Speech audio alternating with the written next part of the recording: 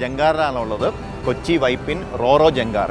അപ്പോൾ നമ്മൾ ജങ്കാറിൽ നിന്നപ്പോൾ നമുക്ക് കാണാൻ സാധിച്ചു ഇവിടെ ഒരു വലിയ പടുകൂറ്റൻ ഒരു ഷിപ്പ്, കണ്ടെയ്നർ ഷിപ്പ് പോകുന്നു. ഇങ്ങനെയുള്ള കാഴ്ചകളൊക്കെ കാണാൻ പറ്റും എന്നുള്ളതാണ് കൊച്ചിയുടെ മറ്റൊരു വലിയ പ്രത്യേകത.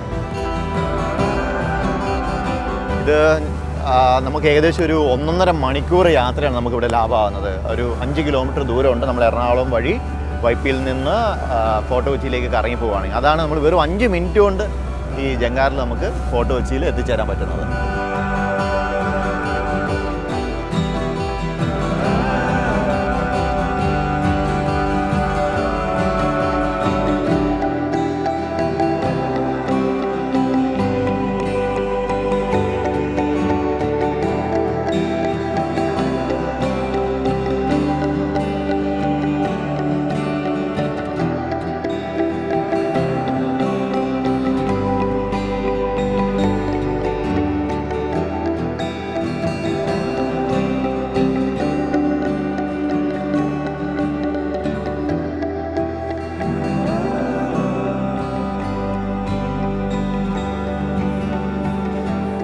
ഞാനിപ്പം ഫോർട്ട് കൊച്ചി ബീച്ചിൻ്റെ സമീപത്താണുള്ളത്.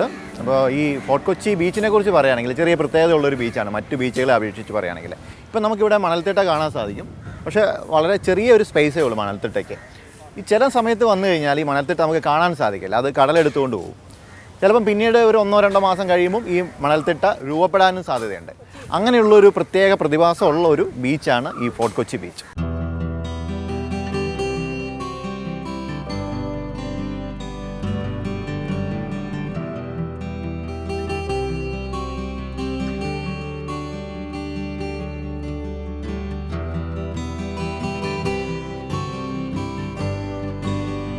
കൊച്ചി എന്ന പേരിന് ഒരു ചരിത്രമുണ്ട്. ഈ ഭാഗത്ത് ചേരുന്ന നദികളും കടലിൻ്റെ അഴിമുഖവും ചേരുന്ന ഭാഗത്തിന് കൊച്ചഴി എന്ന് പേര് വിളിച്ചിരുന്നു. ആ കൊച്ചഴിയാണ് പിന്നീട് കൊച്ചിയായി മാറിയത് എന്നാണ് പറയപ്പെടുന്നത്.